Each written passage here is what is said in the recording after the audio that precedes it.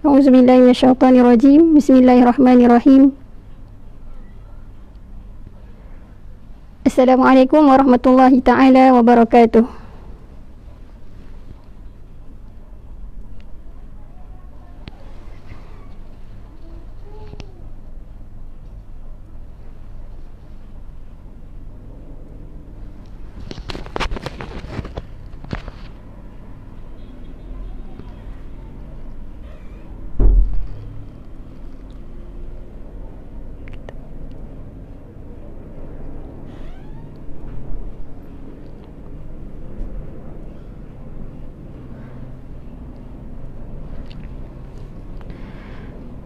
Alhamdulillahi rabbil alamin.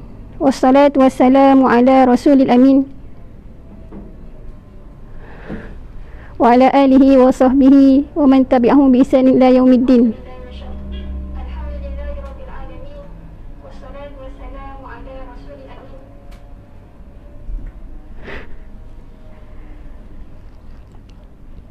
Qala rabbi shrah li sadri wa yassir li amri wahlul 'uqdatam min lisani yafqahu qawli. Qalu subhanaka la 'ilma lana illa ma 'allamtana innaka antal alimul hakim wa la hawla wa la quwwata illa billahil aliyyil azim. Amma ba'd.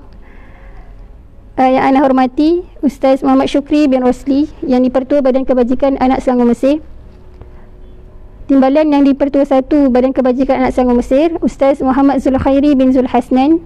Seterusnya barisan pimpinan, ikhwah akhwat, muslimin muslimat, para pendengar, para penonton yang dimuliakan Allah SWT dengan Islam. Mudah-mudahan kita semua dalam hidayah dan rahmat Allah SWT.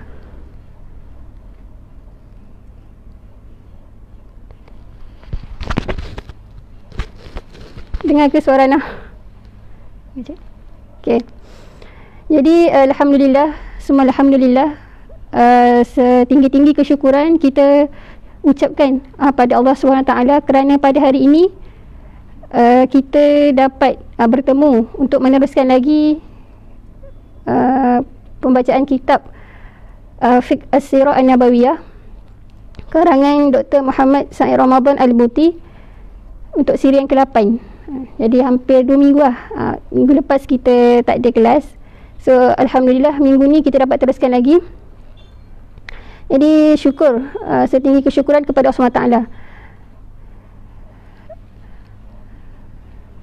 Dalam masa yang sama kita bersyukur kerana Allah SWT masih memberi kita ruang dan peluang untuk mendengar majlis ilmu. Majlis ilmu yang menceritakan tentang keesaan Allah SWT, yang menceritakan tentang kebenaran Al-Quran, yang menceritakan tentang jihad para Nabi dan para Rasul. Yang mana dalam banyak-banyak majlis ilmu hari ini, dalam banyak-banyak hidangan-hidangan di media pada hari ini, Allah SWT pilih kita untuk dengar satu majlis ilmu yang membincangkan tentang Rasulullah dan ibrah-ibrah yang boleh kita ambil. Alhamdulillah. Jadi di kesempatan masa yang ada ni, sama-samalah kita gunakan segala panca indera kita untuk memahami agama Allah SWT dan seterusnya mentaati ajaran Islam. Jadi untuk pertemuan kali ini, kita akan teruskan dengan kisah Isra' Mi'raj, Mu'jizatul Isra' wal Mi'raj, yang mana kisah peristiwa Isra' Mi'raj ni selalu kita akan dengar dalam ceramah ataupun tazkirah ketika tibanya bulan Rejab. Sebab apa? Sebab bulan Rejab ni adalah tarikh di mana berlakunya peristiwa Isra' Mi'raj, iaitu pada malam 27 Rejab. Tapi sebagai orang yang beriman, kita bukanlah hanya mengambil pengajaran ataupun mengambil tahu sesuatu kisah tu ketika berlakunya tarikh ataupun tibanya tarikh peristiwa tersebut. Bahkan sebenarnya setiap kali kita mendengar cerita-cerita daripada Al-Quran, cerita-cerita daripada hadis maupun sirah, wajib untuk kita mengambil ibrah, mengambil intipati, bermuhasabah, supaya kehidupan kita sebagai seorang muslim menjadi lebih baik. suka untuk bacakan satu peringatan daripada Allah SWT dalam suratul A'raf ayat 179 yang berbunyi, A'udzubillahi minasyaitonirrajim, walaqad zara'na li jahannama katsiran minal jinni wal ins lahum qulubun la ya'qiluna biha walahum a'yunun la yubsiruna biha walahum adhanun la yasma'una biha ulaika kal an'am bal hum adall wa ulaika humul ghafilun. Maksudnya, dan sesungguhnya kami telah memenuhi neraka jahanam itu di kalangan jin dan manusia, yang mana sifatnya mereka ni mempunyai hati tetapi tidak mahu memahami ayat-ayat Allah SWT. Mereka ni juga mempunyai mata, tetapi penglihatan mereka ni tidak mahu digunakan untuk melihat kebesaran Allah SWT. Mereka ni juga mempunyai telinga, tetapi mereka tidak mahu menggunakan telinga mereka untuk mendengarkan ayat-ayat Allah SWT. Maka mereka ni Allah sebut adalah golongan yang sesat, seperti binatang. Bahkan Allah tekankan lagi, balhum adal, bahkan sebenarnya manusia ni adalah lebih sesat lagi daripada binatang tadi, dan mereka adalah golongan-golongan yang lalai. Jadi Masya Allah, daripada ayat ini sebenarnya Allah SWT menempelak kita, wahai orang yang beriman, wahai hamba-hamba Allah, siapakah orang yang buta? Orang yang buta ni bukan orang yang buta mata, yang tak mampu melihat keadaan sekeliling. Tapi buta yang sebenar adalah bila mana dia mempunyai mata tetapi tidak mampu untuk melihat kebenaran Islam. Mereka ni mempunyai telinga tetapi tidak mahu mendengar tazkirah-tazkirah, peringatan dan pengajaran daripada Al-Quran, hadis dan sirah Nabi. Jadi mudah-mudahan Allah SWT mempelihara kita daripada menjadi golongan yang ulaika kal an'am tadi, seperti binatang, bahkan lebih sesat daripada binatang. Na'udzubillah min zalik. Jadi itu mukadimah lah untuk kelas kita pada hari ini, supaya mana kita buka hati kita, kita buka mata kita, kita buka pendengaran kita untuk dengar kisah-kisah daripada Al-Quran, kisah-kisah daripada sirah Nabi SAW. Okey, berbalik pada topik kita pada hari ini, insya-Allah berkaitan dengan Mu'jizatul Isra' wal Mi'raj. Mukjizat peristiwa Isra' dan Mi'raj. Okay. Kalau kita ingat kisah sebelum ni, yang topik sebelum ni, yang mana macam mana kondisi dakwah Nabi, kondisi diri Nabi pada waktu tersebut adalah kondisi yang sangat lemah, kondisi yang sangat dalam keadaan sedih. Kita tahu baginda kehilangan isteri, baginda kehilangan pakcik, dalam masa sama mendapat penolakan 100% daripada penduduk Mekah dan penduduk Taif. Jadi ketika mana Nabi menghadapi tekanan yang semakin meninggi dan umat Islam semakin ditindas, maka Allah SWT menyusun satu perjalanan yang sangat cantik untuk kekasih Allah SWT. Itulah yang dinamakan sebagai Isra' wal Mi'raj. Dalam kitab, siapa yang kitab boleh buka muka surat 108. Syekh memulakan dengan apakah ini maksudkan dengan Al-Isra'. Kita baca sikit kan. Wa yaqsudu bil Isra' ar-rihlah allati akramallahu biha nabiyahu minal masjidil haram bi Makkah ila al-masjidil aqsa bil Quds. Amma al-Mi'raj fa huwa ma aqaba dhalika min al-uruj bihi ila tabaqati as-samawati al-'ula. ثم الوصول به إلى حد انقطعت عنده علوم الخلائق من ملائكة وإنس وجن. Okay. Untuk yang tak ada kitab boleh buka slide slide untuk siri yang ke-8. Dekat situ ada definisi bagi Isra' ni adalah satu perjalanan Nabi pada waktu malam, bermula daripada Masjidil Haram di Mekah hinggalah ke Masjidil Aqsa di Palestin pada waktu malam. Adapun Mi'raj ni adalah perjalanan selepas daripada melalui 7 lapisan langit sehingga berakhir di Sidratul Muntaha, yang mana yang famous lah di kalangan kita. Di Sidratul Muntaha inilah Rasulullah menerima wahyu perintah solat 5 waktu sehari semalam. Okay, nanti kita akan pergi satu-satu lah. Jadi peristiwa Isra' dan Mi'raj ni bukanlah peristiwa yang direka-reka bahkan mempunyai dalil yang kuat daripada Al-Quran dan hadis. Antaranya dalam Al-Quran suratul Isra ayat yang pertama, Allah SWT menceritakan kisah Isra ni, Isra Mi'raj ni, yang berbunyi a'udzubillahi minasyaitonirrajim, bismillahirrahmanirrahim. Subhanalladzi asra bi'abdihi lailan minal masjidil harami ilal masjidil aqsa alladzi barakna hawlahu linuriyahu min ayatina innahu huwas samiul basir.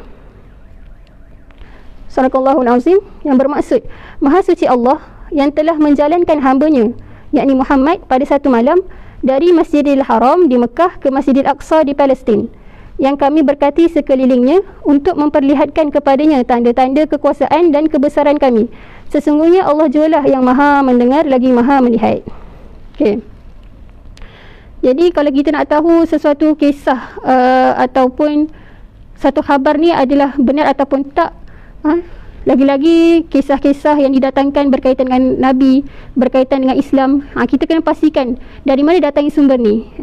Jadi peristiwa Isra ni adalah satu peristiwa yang mutawatir, bermaksud ada dalil yang kuat daripada Al-Quran dan hadis.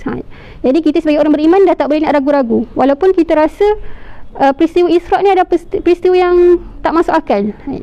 Kenapa tak masuk akal? Sebab nanti kita akan tengok kenapa ada segolongan yang mengatakan Isra Mi'raj ni adalah peristiwa yang dongeng, yang tak masuk akal. Tapi kita orang beriman kena yakin dengan 100% keyakinan. Okey, baik.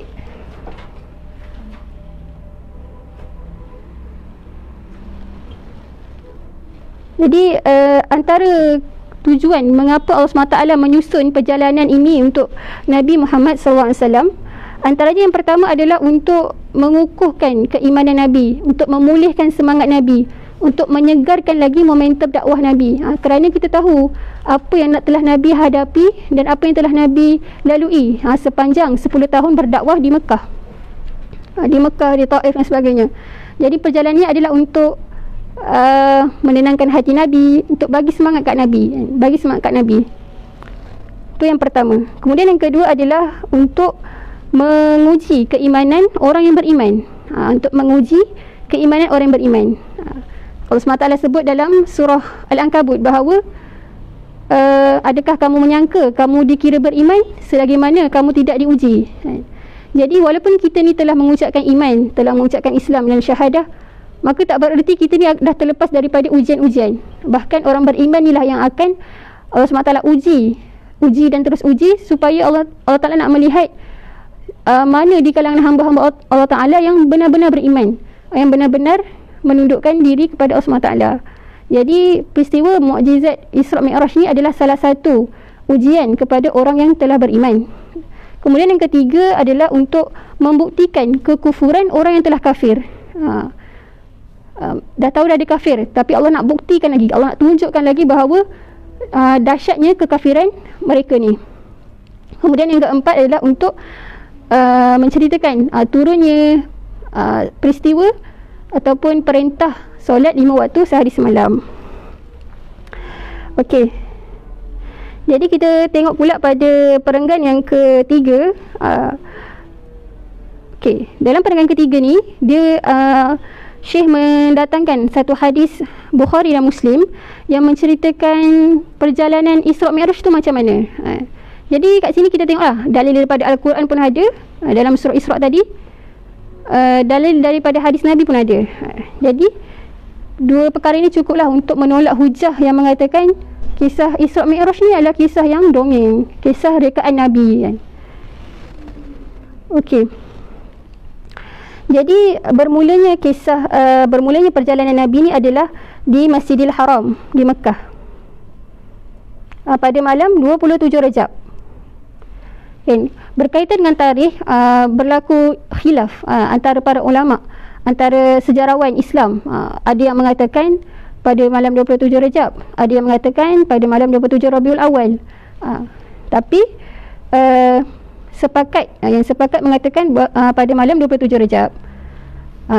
Dan ada pun sebenarnya tarikh bila ni adalah bukanlah perkara utama yang kita nak tengok kan. Tak kisahlah pada mana-mana tarikh sekalipun, tapi yang paling utama yang Allah SWT nak sampaikan adalah apa pengajaran dan ibrah yang perlu kita ambil. Okey. Pada malam 27 Rejab, Malaikat Jibril alaihissalam telah datang bertemu dengan Nabi, menjemput Nabi daripada Masjidil Haram di Mekah tu bersama seekor buruk. Seekor buruk. Buruk ni adalah kalau yang disifatkan dalam hadis ni, dia adalah satu binatang yang saiz dia lebih besar sikit daripada keldai. Besar sikit daripada keldai, tapi kecil sikit daripada bawal. Bawal. Nanti boleh search lah. Mana satu bawal ni kan. Jadi, dan buruk ni adalah haiwan yang daripada berbentuk cahaya. Daripada barqun. Barqun ni kalau kita dalam surah Baqarah kan, yakadul barqu yakhtafu absarahum. Barqun bersifat kilat. Kilat ni cahayalah. Nak menceritakan, nak menggambarkan buruk ni adalah satu haiwan yang kelajuan dia adalah kelajuan yang seperti cahaya. Yang mana kalau kita ingat kan, kalau kita belajar sains kan, dalam fizik, kelajuan cahaya ni adalah kelajuan yang paling tinggi, yang mana dia tidak terhad ataupun dia tidak terbatas dalam masa ataupun tempat. Jadi nak kata kepantasan buruk ni lah. Hebatnya ciptaan Allah SWT. Hari ni dah tak ada dah buruk. Jangan kita kata kita kan, pergi Mesir kan, balik Malaysia, nak balik Mesir kita naik buruk. Taklah, itu memang kita tak boleh nak percaya. Kalau kapal terbang tu nama buruk mungkin. Jadi maka bermulalah perjalanan Rasulullah bersama Malaikat Jibril sebagai peneman sehinggalah sampai ke Masjidil Aqsa di Palestin. Kalau kita tahu jarak antara Masjidil Haram di Mekah ke Masjidil Aqsa di Palestin hampir 1240 km. 1240 km. Jadi sebenarnya adalah satu jarak yang sangat jauh sebenarnya. Kalau naik kapal terbang hari ni dalam 2 jam. Maksudnya Mekah pergi ke Palestin dalam 2 jam. Tapi itu zaman sekarang lah, ada teknologi dan sebagainya, 2 jam. Tapi kalau kita bayangkan pada zaman Rasulullah, dengan jarak yang sangat jauh, 1240 km, tapi Rasulullah mampu untuk balik semula ke Mekah dalam 1 malam saja. Jadi ini adalah, kalau ikut akal kita tak masuk akal. Kalau ikut akal kita memang tak logik. Tapi nak menunjukkan bahawa inilah kekuasaan Allah SWT. Jadi setelah tiba di Masjidil Aqsa tadi, Rasulullah turun daripada buruk. Kemudian Malaikat Jibril menyuruh untuk Rasulullah mendirikan solat di Masjidil Aqsa 2 rakaat. Yang mana satu lagi peristiwa yang sangat cantik di Masjidil Aqsa ni adalah Rasulullah menjadi imam kepada para nabi dan para rasul. Kata Rasulullah solat jadi imam, dekat belakang Rasulullah ni semua para nabi yang terdahulu, para rasul, daripada Nabi Adam sampai Nabi Musa AS. Jadi ini adalah satu pelajaran pada kita bahawa sebenarnya Nabi Muhammad SAW ni adalah Nabi yang menjadi ketua kepada para utusan Allah. Kalau kita selalu dengar istilah Imamil Mursalin, Imamil Mursalin, itu adalah Rasulullah, imam kepada para utusan. Dalam beribu-ribu Nabi, dalam beratus-ratus para rasul, Rasulullah adalah ketua. Rasulullah sebagai ketua. Okey. Selesai Rasulullah mendirikan salat, maka Jibril datang menuju pada Rasulullah dengan membawa 2 bekas. Diceritakan pada waktu ni Rasulullah berasa dahaga. Kemudian Jibril AS datang membawa 2 bekas. Satu bekas diisi dengan susu dan satu lagi diisi dengan arak. Tapi Jibril tak sebutlah ni susu ni arak, tak ada. Tapi apa yang berlaku selepas itu adalah Rasulullah mengambil bekas yang mempunyai susu.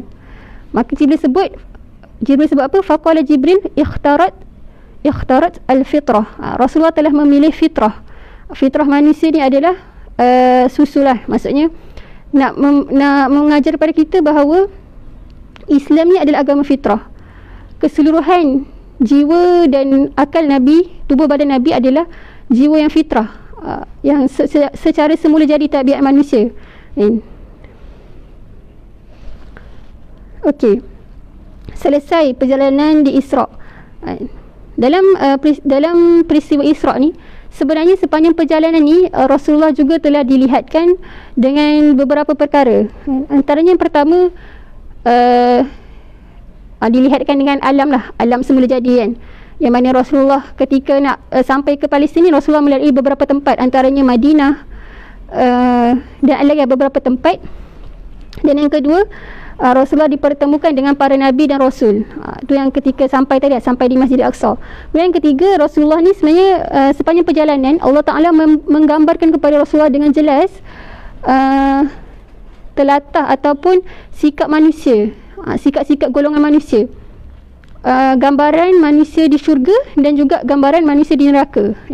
Jadi ada orang yang ada pendapat yang mengatakan sebenarnya syurga dan neraka yang Rasulullah lihat ni dah ada orang ke? Masih dah ada penghuninya ke?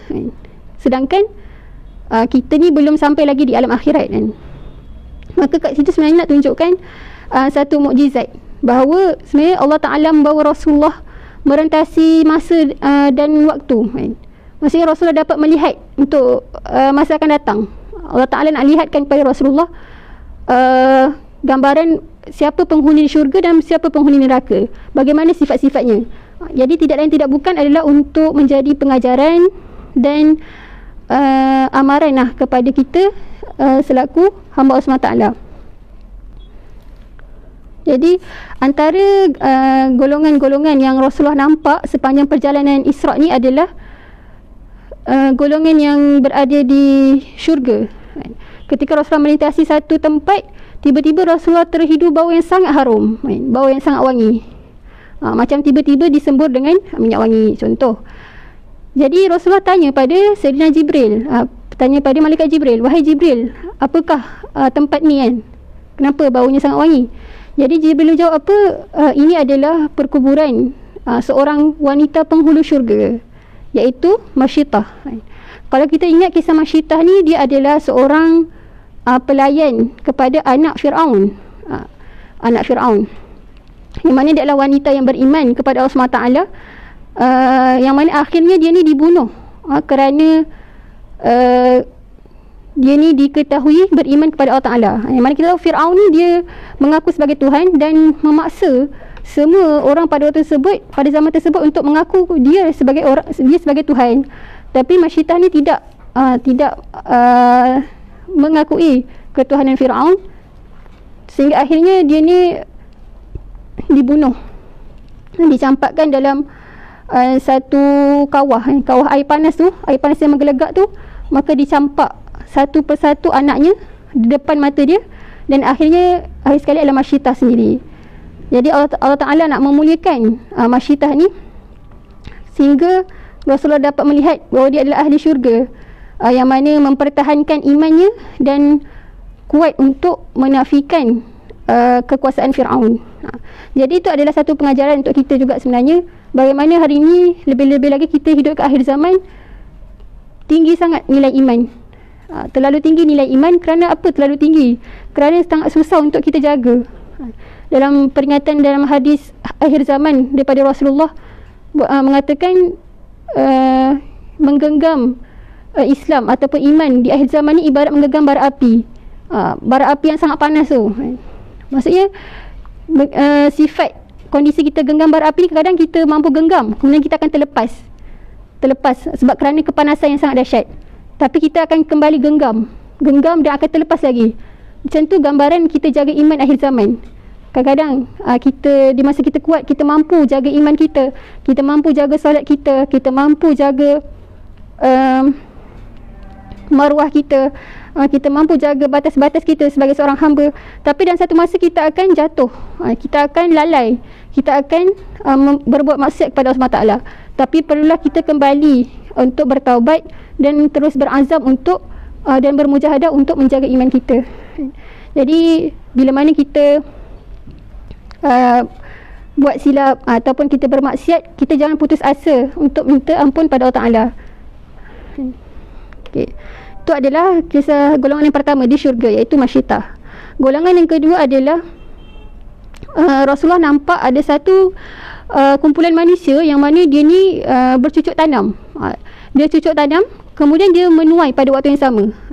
Kalau ikut kita di dunia, maksudnya sunatullah, kalau kita kat dunia, kalau orang yang petani ataupun orang yang menanam, mengambil masa beberapa tempoh lah untuk lepas tanam, baru berbuah dan boleh dituai. Tapi yang Rasulullah nampak ni adalah dia tuai, kemudian terus boleh dia tanam, kemudian boleh terus tuai, seolah-olah tak pernah lagi dituai. Jadi peristiwa ni Rasulullah tanyakan kepada Jibril, wahai Jibril, siapakah mereka? Kemudian Jibril menjawab, mereka ni adalah golongan yang ketika di dunia berjihad di jalan Allah SWT. Maka di syurga nanti dia diberikan ganjaran pahala sebanyak 700 kali ganda, bahkan lebih daripada itu. Okay. Jadi itu antara gambaran yang Allah Ta'ala nampakkan kepada Nabi untuk golongan yang syurga. Kemudian bagaimana pula penghuni-penghuni neraka? Allah SWT memperlihatkan ada sekumpulan yang mana mereka ni memecahkan kepala diorang, memecahkan kepala mereka, kemudian kepala mereka ni sembuh, maksudnya kembali seperti sedia kala. Kemudian lepas sembuh, diorang pecahkan lagi kepala diorang sehingga hancur sehancur-hancurnya, kemudian kembali sembuh. Bila dah sembuh, dihancurkan lagi, dan perkara ini berulang dan berulang. Jadi Rasulullah sedih melihat keadaan tersebut, kemudian bertanya kepada Jibril, wahai Jibril, siapakah mereka? Kemudian Jibril menjawab, mereka itulah orang-orang yang berat kepalanya untuk bersujud, yakni bersolat kepada Allah SWT. Jadi ini adalah juga satu pengajaran besar kepada kita, bagaimana kita perlu hari ini bermujahadah untuk memelihara solat kita, memelihara solat di awal waktu, memelihara solat berjemaah, memelihara kesucian kita sebelum mendirikan solat. Seterusnya ada juga Rasulullah diperlihatkan dengan banyak lagi peristiwa-peristiwa, terutama kepada golongan wanita yang diazab, 10 golongan wanita yang diazab dengan pelbagai siksaan. Ini panjang lah kalau nak cerita semua, nanti masing-masing boleh cari lah. Dia sebenarnya sangat memberi peringatan lah kepada kita. Jadi itu antara yang berlaku sepanjang peristiwa Isra. Selesai Rasulullah di Masjidil Aqsa, kemudian Mi'raj. Mi'raj ni adalah bermula ketika Rasulullah di Masjidil Aqsa, kemudian naik ke langit sebanyak 7 lapisan langit. Dan di setiap lapisan langit ni Rasulullah bertemu dengan para nabi dan para rasul yang terdahulu. Jadi kat sini sebenarnya mengajarkan kepada kita bahawa dalam keadaan kita sedang futur ataupun dalam keadaan kita lemah, kita jumpa dengan kawan-kawan yang sama-sama faham dengan kita, yang sama-sama berjuang dengan kita, yang faham susah ataupun susah senang perjalanan yang kita lalui. Macam ni juga para Nabi kan, seolah-olah macam alumni lah.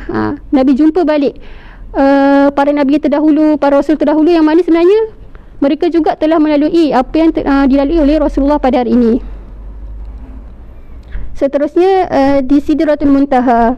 Dan di Sidratul Muntaha ni adalah Rasulullah menerima wahyu perintah solat 5 waktu sehari semalam. Dalam kisah penerimaan wahyu ni ada satu hadis daripada hadis yang sahih lah, berkaitan ketika mana pada awalnya Rasulullah menerima perintah solat ni sebanyak 50 waktu. 50 waktu. Dan bila mana Rasulullah turun dan bertemu dengan Nabi Musa AS, Nabi Musa bertanya, wahai Rasulullah, apa yang kau terima daripada Allah SWT? Iaitu Nabi menjawab, perintah untuk solat sebanyak 50 kali sehari semalam. Jadi apa yang Nabi Musa sebut? Nabi Musa kata, wahai Nabi Muhammad, kau kembalilah berjumpa dengan Allah SWT untuk minta kurangkan lagi, kerana aku tahu umat kau tak mampu. Nabi Musa kata apa lagi? Sebab aku telah menyaksikan bahawa orang-orang sebelum engkau tak mampu untuk melaksanakan perintah ini. Bahkan aku telah berusaha sebaiknya kepada kaum Bani Israel, tapi mereka juga tidak mampu. Jadi bila mana Rasulullah mendengar nasihat daripada Nabi Musa AS, maka Rasulullah kembali bertemu dengan Allah SWT. Dan perkara ini berulang sehingga akhirnya sampai dikurangkan hingga 5 waktu sehari semalam. Hari inilah yang hari ini kita laksanakan. Dan ketika dah Rasulullah turun bertemu lagi dengan Nabi Musa, dan Nabi Musa mengulang perkara yang sama. Dia kata, wahai Muhammad, 5 waktu ni pun tak mampu sebenarnya, umat kau tak mampu. Tapi apa yang Nabi Muhammad balas, wahai Musa saudaraku, aku malu, aku malu lagi untuk minta pengurangan. Bahkan aku redha dan aku berserah kepada Allah SWT. Jadi Nabi berserah pada Allah SWT dengan urusan bahawa umat Nabi Muhammad ni mampu melaksanakan solat 5 kali sehari. Betul, 5 kali sehari semalam. Okey. Jadi sebenarnya daripada kisah ni ada hadis, daripada hadis yang sahih lah. Dan daripada hadis ni sebenarnya ada golongan yang mengatakan Nabi ni, seolah-olah Nabi Muhammad ni minta nego pula. Maksudnya tak terus melaksanakan perintah Allah Ta'ala, macam mana Nabi Ibrahim ketika diperintahkan untuk sembelih Nabi Ismail. Dia kata ini kelemahan Nabi dah ni, dia sebut kan, kelemahan Nabi Muhammad, boleh minta kurang pula kan bila mana diberikan perintah. Tapi sebenarnya ini adalah bukan satu hujah yang boleh mengatakan Nabi Muhammad ni lemah. Bahkan sebenarnya ini adalah menzahirkan sifat rahmah, sifat kasih sayang seorang Nabi kepada umatnya. Kerana Nabi sangat memahami kondisi umat Islam, kondisi umat Muhammad, sehingga Nabi minta kepada Allah SWT untuk mengurangkan. Dan perkara ini sebenarnya bukanlah bertentangan daripada Islam. Maksudnya Allah Ta'ala sebut dalam Al-Quran bahawa Allah Ta'ala inginkan kesenangan untuk umat Nabi Muhammad. Dalam surah Muhammad, wa ma ja'ala 'alaikum fid dini min haraj. Allah Ta'ala sebut bahawa Allah SWT tidak ingin menjadikan dalam agama ini satu kesusahan. Maka ini adalah satu rahmatlah untuk kita. Dan sebenarnya satu pengajaran besar juga untuk kita hari ini. Nabi Muhammad telah berusaha memberikan yang terbaik untuk kita, yang mana Nabi yakin kita mampu untuk melaksanakan perintah solat 5 waktu sehari semalam ni. Tapi kita fikirlah pada hari ini bagaimana kita melaksanakan perintah kita kepada Allah SWT, terutama berkaitan dengan perkara solat. Bagaimana statistik pelaksanaan solat umat Islam hari ini. Kalau kita bacalah laporan-laporan daripada berkaitan dengan solat ni kan, sebenarnya agak membimbangkanlah. Kebanyakan daripada umat Islam ni sama ada tak cukup solat ataupun tak solat langsung. Jadi kita sama-sama muhasabah diri kita, tengok diri kita, kawan-kawan kita dan adik-beradik kita, keluarga kita terutamanya lah, untuk kita betul-betul menjaga perintah solat ni. Okey. Jadi setelah selesai di Sidratul Muntaha, maka Nabi pun pulanglah semula ke Mekah.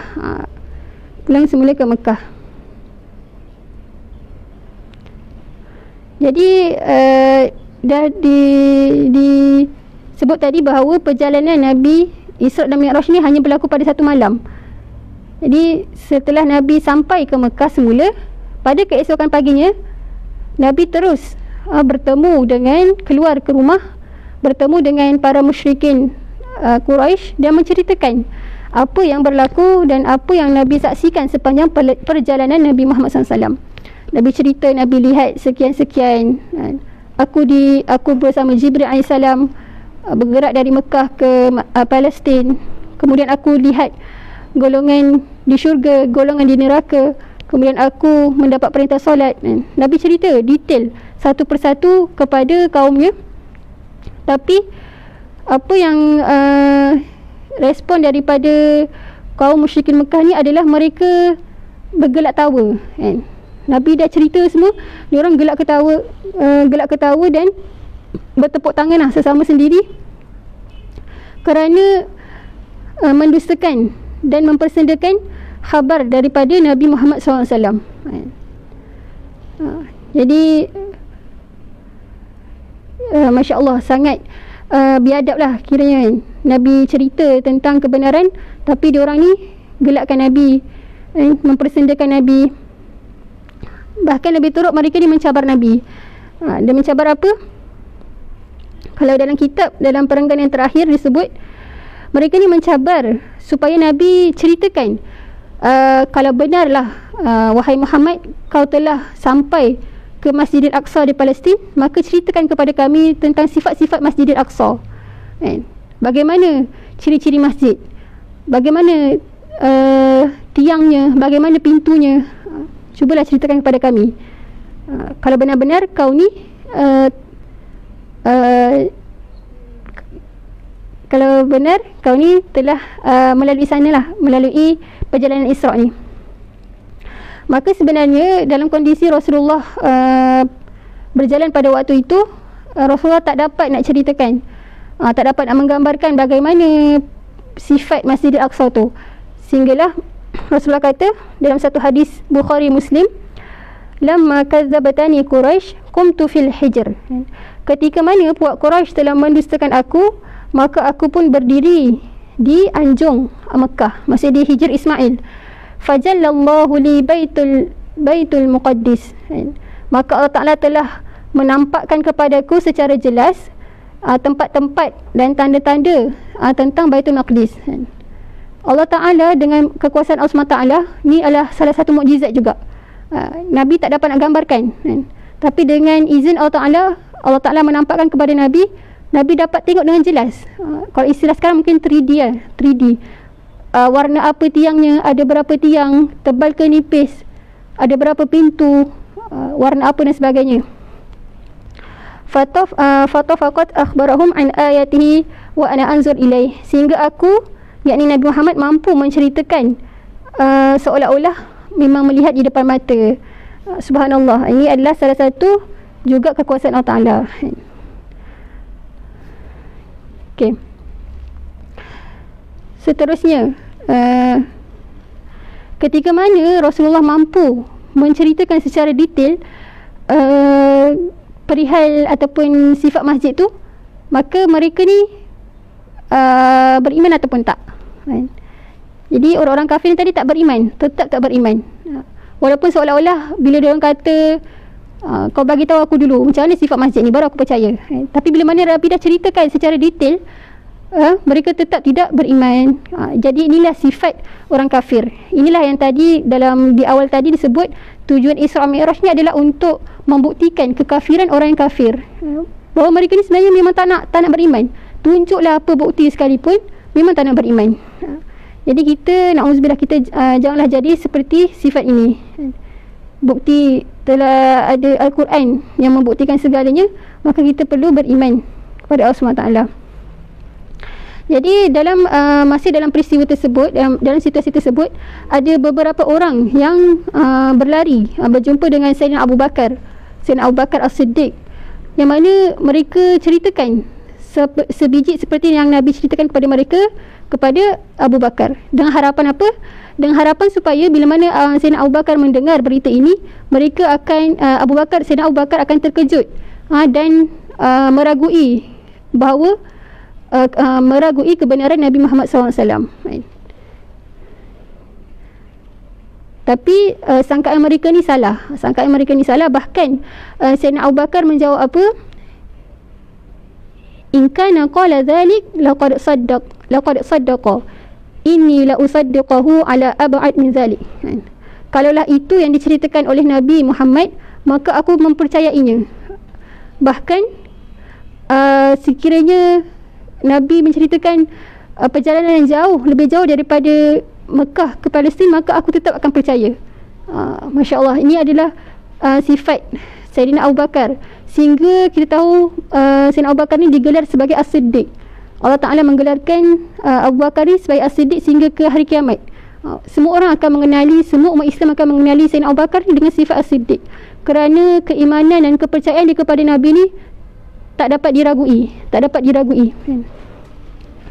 Jadi kita kena belajarlah sifat macam ni. Bila mana kita dengar Al-Quran, kita dengar tentang hadis, maka kita perlu percaya 100% tanpa meragui. Okey. Kemudian perenggan yang terakhir, wa fi subaihati lailatul Isra jaa Jibril wa 'allama Rasulullah kaifiyatis salah wa awqatiha.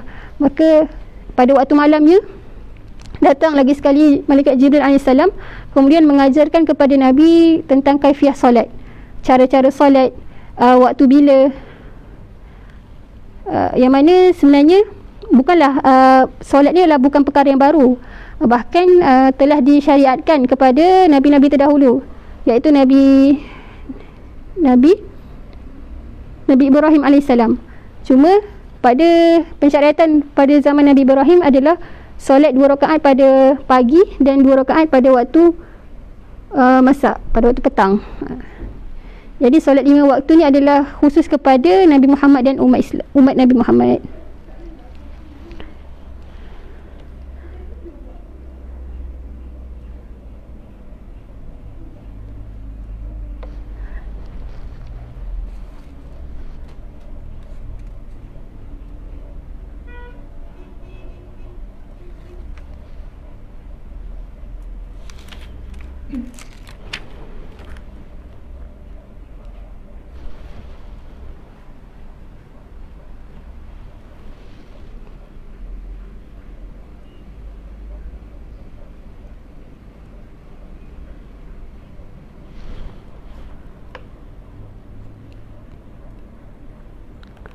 Seterusnya kita tengok pada bahagian al-ibar wal dilalat,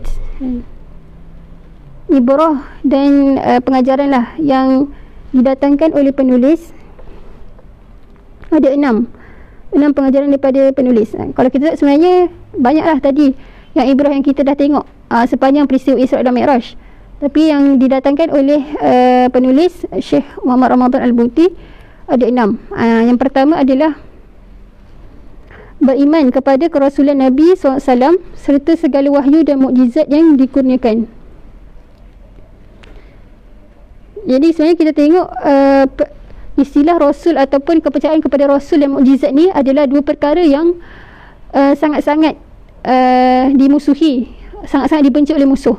Dan mereka ni berusaha untuk menghilangkan keimanan umat Islam terhadap istilah Rasul dan istilah mukjizat.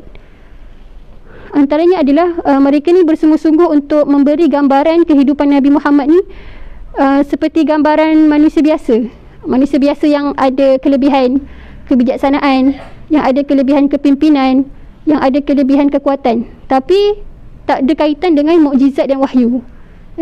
Jadi ini adalah perkara yang salah.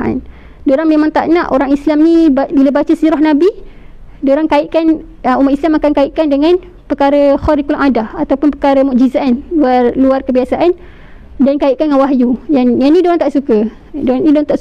Jadi diorang buat apa? Diorang mewujudkan penulisan-penulisan ataupun kitab yang menceritakan tentang Nabi, menceritakan tentang kehebatan Nabi, kebijaksanaan Nabi, kepimpinan Nabi, tapi mereka tidak menyelitkan dari sudut unsur-unsur mukjizat, unsur-unsur wahyu, mereka tak masukkan. Kerana mereka ni sangat merisaukan bila mana orang Islam ni beriman kepada perkara-perkara mukjizat. Satu lagi kita boleh tengok bahawa musuh Islam ni sangat memahami peranan iman. Sebab apa? Buktinya apa? Diorang ni risau sangat bila umat Islam ni mempunyai keimanan dan akidah yang kuat. Sebab tu diorang berusaha dengan pelbagai strategi untuk melemahkan iman, untuk mencabut, menanggalkan iman dalam diri umat Islam. Sebab apa antara bukti kekuatan iman yang mereka telah saksikan kan? Antaranya dalam peperangan Badar, dalam keadaan umat Islam yang sangat sedikit, dan nak membandingkan kelengkapan perang, kalau bandingkan kelengkapan perang pasti dimenangi oleh puak kafir, tetapi Allah Ta'ala membuktikan perang Badar ni dapat mengalahkan orang-orang kafir. Jadi apa yang mereka nampak adalah sebenarnya umat Islam ni mampu menang disebabkan kekuatan iman, kekuatan akidah mereka kepada Allah SWT. Jadi tu antara yang diorang nampak, dan diorang memang attack. Maksudnya memang fokus pada iman ni, kita perlu cabut daripada jiwa-jiwa orang Islam.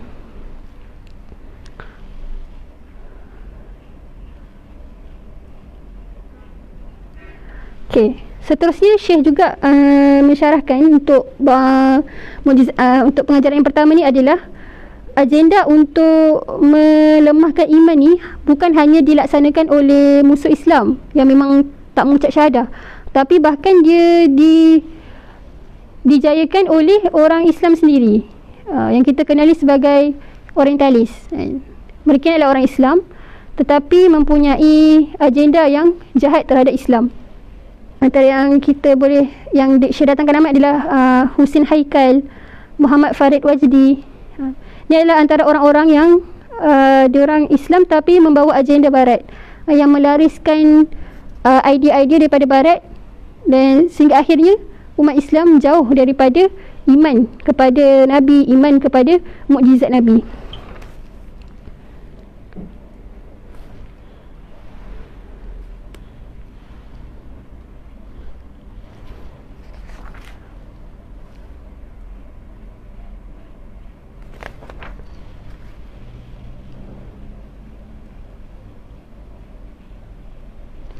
Okey,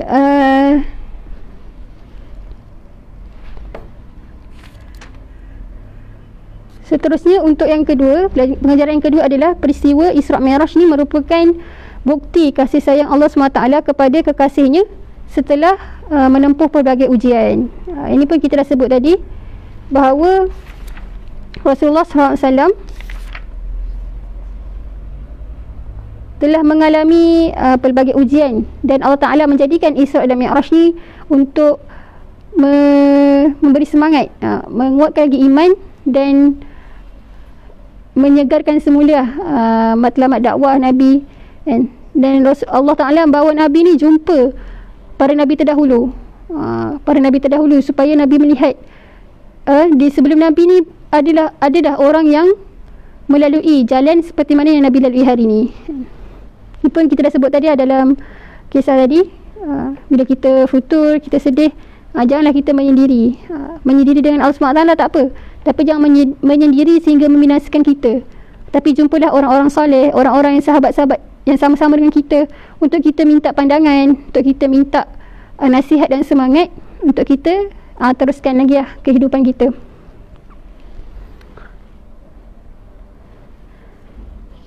Jadi insyaAllah untuk kelas pada hari ini Ana cadang untuk sampai pengajaran yang kedua je lah, sebab untuk pengajaran seterusnya dalam kitab dia, syarah dia agak panjang juga. So kita insyaAllah sambung pada sila akan datang. Jadi insyaAllah sekadar tu sahaja. Mudah-mudahan kita dah ambil lah segala pengajaran dan nasihat daripada peristiwa Al-Isra' wal Mi'raj ni, yang mana sebelum ni mungkin kita tahu dia adalah sebagai satu kisah perjalanan Nabi, perjalanan dapat wahyu, perintah solat dan sebagainya. Tapi hari ni kita dah tahu lah banyak lagi sebenarnya pengajaran-pengajaran yang boleh kita ambil. Jadi insyaAllah sekadar itu sahaja. Aqulu qawli hadza wa astaghfirullahal azim li wa lakum. Wassalamualaikum warahmatullahi ta'ala wabarakatuh.